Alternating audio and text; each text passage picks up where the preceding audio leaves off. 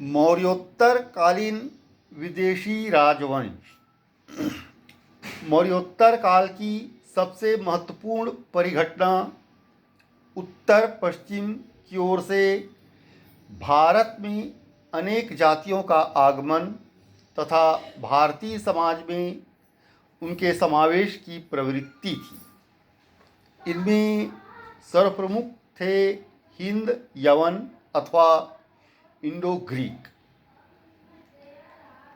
मौर्योत्तर काल में वस्तुतः कई विदेशी शक्तियां आक्रांता के रूप में भारत में दाखिल हुई और वे यहाँ के समाज में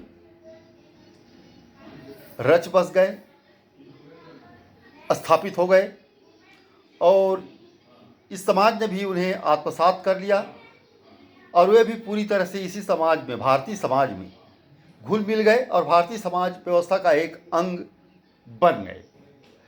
उत्तर पश्चिम से पश्चिमी विदेशियों के आक्रमण मौर्योत्तर काल की महत्वपूर्ण राजनीतिक घटना थी, क्योंकि मौर्य साम्राज्य के अवशेष पर अनेक राजवंश, छोटे छोटे राजवंश स्थापित हुए और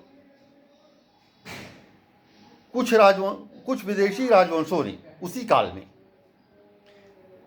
यहाँ के भारतीय शासकों के समानांतर कई भारतीय भूभाग पर अपनी सत्ता स्थापित की और कालांतर में वे यहीं के समाज में घुल मिल गए।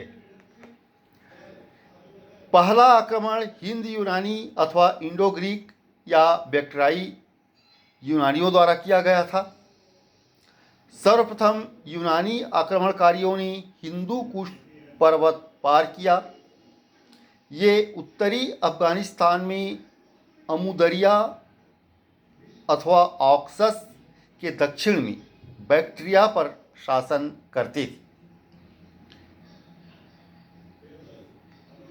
इन इंडो ग्रीक लोगों के इतिहास जानने का मुख्य स्रोत उनके द्वारा चलाए गए सिक्के हैं। प्रमुख हिंद यवन शासकों को देखा जाए तो इनमें डेमेट्रियस प्रथम एक प्रमुख इंडो ग्रीक शासक था। इस शासक ने भारतीय सीमा में सर्वप्रथम प्रवेश किया था। उसने 183 ईसा पूर्व के लगभग पंजाब के कुछ भागों को जीतकर साकल अथवा आधुनिक सियालकोट को अपनी राजधानी बनाया था। डेमेट्रियस ने भारतीय राजाओं की तरह राजा की उपाधि धारण की थी और यूनानी तथा खरोष्ठी दोनों लिपियों वाले सिक्के चलाए थे।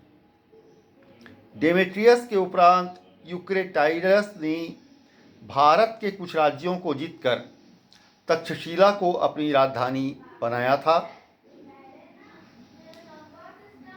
उल्लेखनीय है कि 125 ईसा पूर्व के लगभग बैक्ट्रिया से यवन शासक समाप्त हो गया तथा वहाँ शकों का शासन स्थापित हो गया था। बैक्ट्रिया में यवनों का अंतिम शासक हेलियोक्लिस था।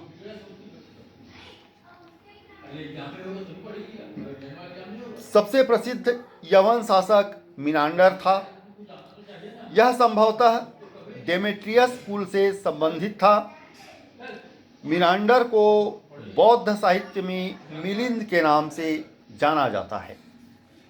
प्रसिद्ध बौद्ध ग्रंथ मिलिंद पन्हों में बौद्ध भिक्षु नागसेन एवं मिनांडर की वृहत वार्ता संकलित है। हिंद यवन शासकों के चांदी के सिक्के द्रम कहे जाते थे। मिनांडर के सिक्कों पर धर्मचक्र का अंकन मिलता है। वह प्रथम इंडो ग्रीक शासक था जिसने स्वर्ण सिक्के चलवाए। इस वंश के सबसे प्रतापी शासक एंटियालकिड्स ने हेलियोडोरस को भागभद्र के दरबार में भेजा था।